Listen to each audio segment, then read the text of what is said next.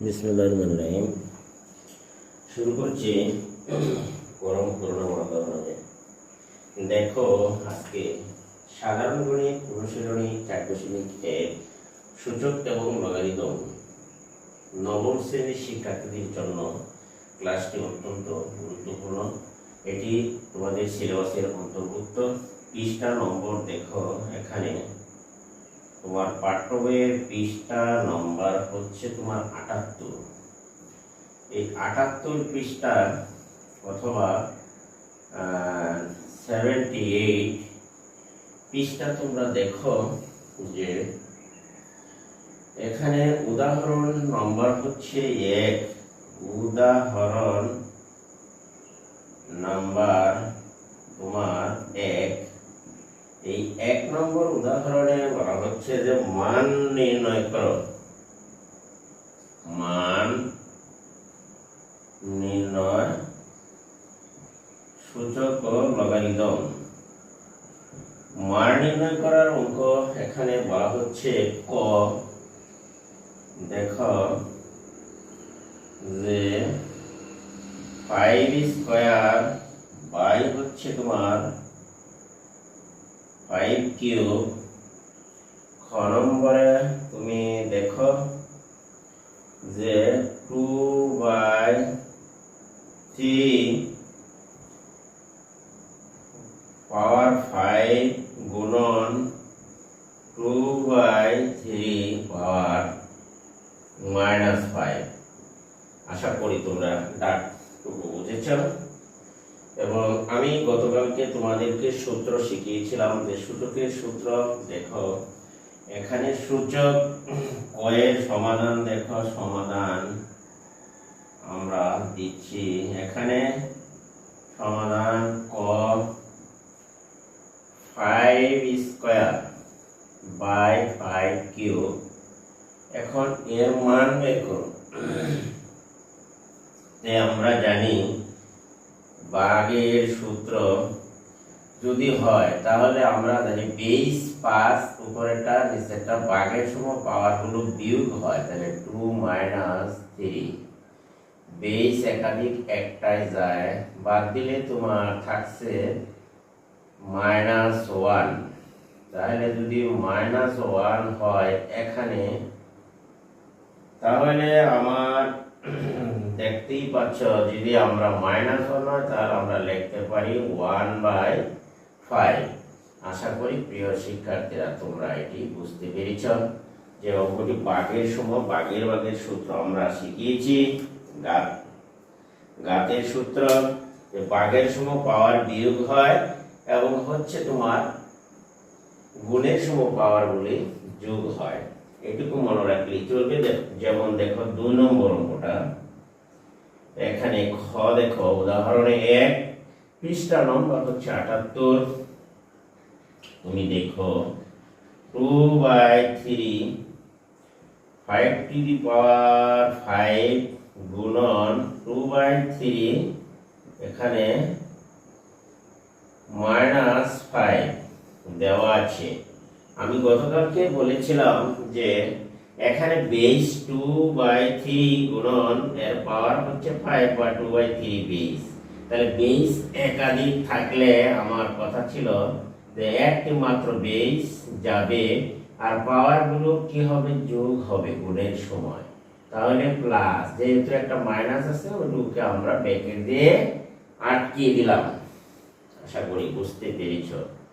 তাহলে আমরা দেখি 2/3 টু দি পাওয়ার 5 প্লাসে মাইনাসে -5। তুমি দেখো যে এখানে 2/3 5 থেকে 5 চলে গেলে 0, কোনো কিছুর পাওয়ার 0 হলে মান হয় 1। আশা করি প্রিয় শিক্ষার্থীরা তোমরা এটি বুঝতে পেরেছ যে কোনো কিছুর পাওয়ার যদি 0 হয় তাহলে তার মান হবে 1। আজকে তাহলে আমরা 1 নম্বর উদাহরণের দুটি অঙ্ক আমরা করতে পেরেছি মান নির্ণয়ের। আশা করি তোমরা এটুকু বুঝতেই পেরেছ।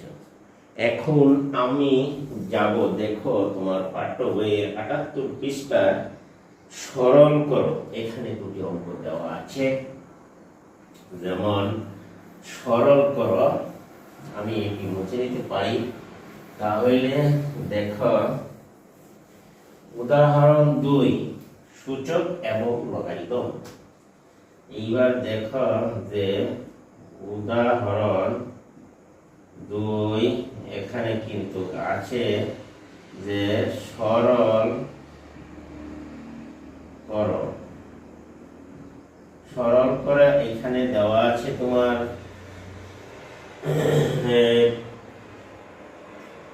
যে ক, দেখো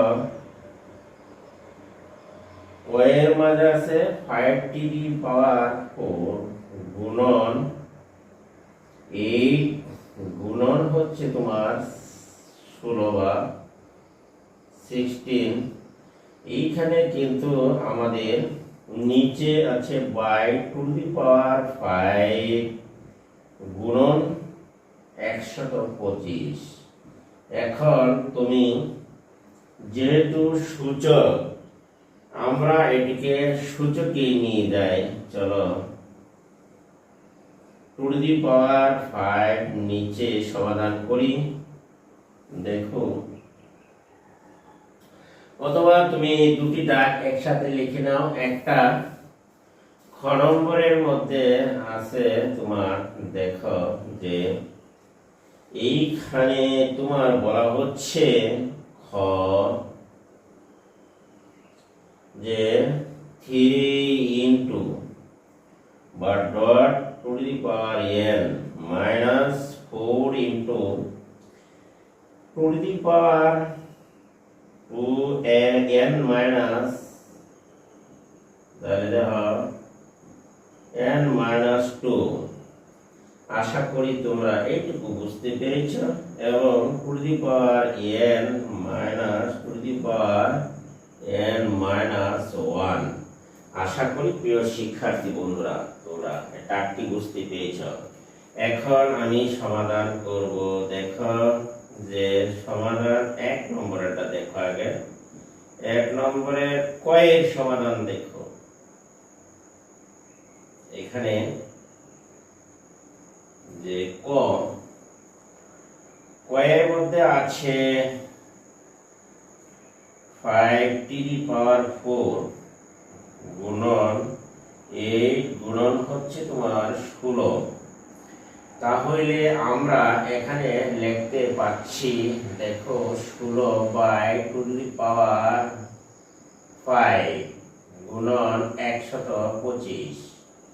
এখন আমরা এটিকে, যেহেতু সূচকের অঙ্ক আমরা সবগুলি রাশি পাওয়ারে নিয়ে চলি, চলো তাহলে পাওয়ারে নিলে এখানে দেখো টু দি পাওয়ার 5 কিন্তু পাওয়ারে আছে, আর এখানে 5 এর উপরে 3 পাওয়ার দিলে 125। 5 এর উপরে এখানে কিন্তু 4 পাওয়ার আছে, আর এখানে 8 আছে ভেঙে 2 এর উপরে 3 দিলে, আর 16 আছে এখানে 2 এর উপরে 4 দিলে 16 হয়। আমরা কিন্তু সবগুলো রাশি পাওয়ারে নিয়ে গেছি, তুমি উদাহরণে দেখতেই পাচ্ছ ক নম্বরের উদাহরণ। তবে এইখানে আমি আগেই বলেছিলাম যে এক যা বেস যেগুলি হবে সেগুলি কিন্তু আবার দেখো গুণ two the power 3 two the পাওয়ার 4। তাহলে একটা বেস নিলাম 3, আর ধরো 4 যোগ করলে হয় 3 যোগ 4। নিচে কিন্তু আবার আছে এখানে টু দি পাওয়ার 5, এখানে কিন্তু আছে 5 টু দি পাওয়ার 3। আশা করি তোমরা এইটুকু বুঝতে পেরেছো।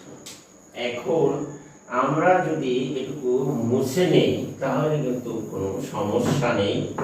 দেখো আমরা এইবার দেখো উপরে চলে যাও। তাহলে উপরে গেলে এখানে আমরা লিখতে পাচ্ছি যে দেখো 5 টু দি পাওয়ার 4, এখানে আছে যে 5 টু দি পাওয়ার 4 আছে। এখন আমরা এই 5 টু দি পাওয়ার 4 লিখলাম। এর সাথে গুণ আকারে আছে টু টু দি পাওয়ার 3 আর 4 হচ্ছে তোমার 7, আর এখানে নিচে আছে তোমার টু টু দি পাওয়ার 5 গুণন 5 টু দি পাওয়ার 3। আমরা জানি যে একই বেসের সাথে সেটা কিন্তু আমরা মিল করতে পারি। উপরে পাওয়ার দেখো যে টু দি পাওয়ার 7, নিচে হচ্ছে টু দি পাওয়ার 5 বাদ যাবে, ডট বা গুণ। এখন 5 বাদ 5 টু দি পাওয়ার 4 মাইনাস 3। এখানে কিন্তু টু দি পাওয়ার 7 থেকে 5 গেলে টু দি পাওয়ার থাকছে 2 গুণন 5 টু দি পাওয়ার 4 থেকে যদি 3 বাদ দেও থাকছে 1। তাহলে আমরা এখানে লিখতেই পারছি। দেখো আমরা নিচেটুকু মুছেও নিতে পারি। দেখো এইবার তুমি দেখো যে এইখানে 2 এর উপরে 4 আর এইখানে রয়ে গেল 5, 4 5 20। এই ছিল আজকের ক নম্বরের সরল অঙ্কটির সমাধান। আশা করি প্রিয় শিক্ষার্থী বন্ধুরা তোমরা এটি বুঝতে পেরেছো। এখন আমি যাব 2 নম্বর এর উদাহরণের খ নম্বরের অঙ্কটির সমাধান করার জন্য। দেখো যে আমি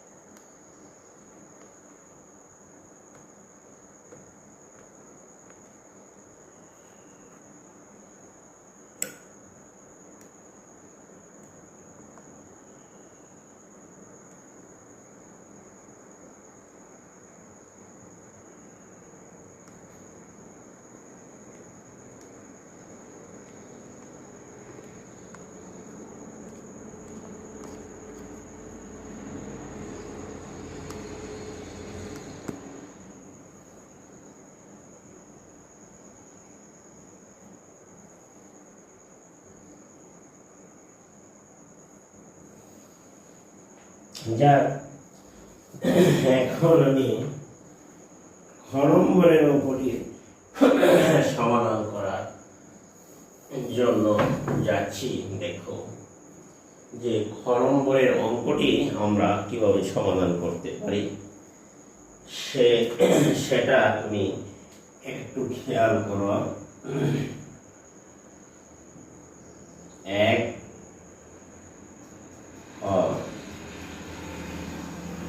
এইবার দেখো যে খ নম্বর, এখানে কিন্তু আমি দেখো যে খ নম্বরে দেওয়া আছে যে এখানে কিন্তু দেখো উদাহরণ 2 খ 3 dot two two the power n minus 4 into 2 to the power n minus 2 2 to the power n minus 2 to the power n minus 1। আমরা অঙ্কটি অত্যন্ত গুরুত্বপূর্ণ এবং একটি ইম্পর্টেন্ট অঙ্ক। তোমরা কিন্তু সেটা দেখে নাও যে এখানে আমরা 3 2 to the power n minus 4 into 2 to the power n, আমরা 4 কে যদি ভেঙে লিখি যে 2 to the power 2 dot 2 to the power n minus 2। আশা করি তোমরা এইটুকু বুঝতে পেরেছ। minus 2 to the power n আমরা যদি লিখি 2 নিচে তাহলে 1 আছে, 2 এর পাওয়ার উপরে গেলে মাইনাস হয়। তাহলে আমরা এখানে দেখো যে এখানে 3 পয়েন্ট বা dot 2 to the power n minus 2 to the power 2 যোগ হবে, এখানে কিন্তু ডট কিন্তু গুণাকারে আছে প্লাস n মাইনাস টু। আমরা গুণের সূত্র অনুসারে লিখতে পারছি, তাহলে এখানে টু দি পাওয়ার n একটা কমন দাও, তাহলে n মাইনাস এখানে থাকবে টু। আশা করি তোমরা এটুকু বুঝতে পেরেছ। আমরা এবার দেখো একটু উপরে যায়, এখানে দেখো কাটাকাটি গেলে মাইনাস টু প্লাস টু এ যায়, তাহলে two two the power three into minus, এখানে থাকছে তোমার টু দি পাওয়ার এই মাইনাস টু প্লাস টু এর জায়গায় টু দি পাওয়ার n, তাহলে নিচে থাকছে টু দি পাওয়ার n। আর এইখানে যদি তুমি সরল করো টু দুই কে দুই মাইনাস ওয়ান। আশা করি বুঝতে পেরেছ। এইবার দেখো টু দি পাওয়ার n, আর এইখানে সরল করলে আমার থাকছে কত দেখো, টু দি পাওয়ার দুই থেকে এক এক। দেখো এখন উপরে দেখো টু দি পাওয়ার একটা n কমন, তাহলে থ্রি মাইনাস এখানে থাকছে ওয়ান, এই টু দি পাওয়ার n আর নিচে টু দি পাওয়ার n এ কাটা, উপরে থাকছে টু, নিচে থাকছে তোমার ওয়ান বাই টু, তাহলে টু গুণন উপরে উল্টিয়ে দিলে ওয়ান সমান সমান আমরা পাই দুই দুগুণে চার। আশা করি প্রিয় শিক্ষার্থীরা তোমরা এটি বুঝতে পেরেছ যে আমি সরলের সূচকের অঙ্কটি সরল করেছি। আমরা ওই যে কালকে আমরা পাঁচটি সূত্র শিখিয়েছিলাম, দেখো ওই সূত্রগুলি যদি তুমি ভালো করে আয়ত্ত করো তাহলে অঙ্কগুলি তোমার কাছে একদম সহজ লাগবে। এবং এখন দেখো উদাহরণ নাম্বার হচ্ছে তোমার 3, এটি আমি এখন তোমাদের করে দিচ্ছি। 78 পৃষ্ঠায় চলছে অঙ্কটির সমাধান। এখন আমি এটি মুছে নিই। দেখো যে 78 পৃষ্ঠায় অঙ্কটি আছে 3 উদাহরণ। এখন দেখো যে উদাহরণ এখানে 3, উদাহরণ 3-এ আমরা দেখতে পাচ্ছি যে লেফট হ্যান্ড সাইড দেখাও যে উদাহরণ 3 এখানে দেখাও যে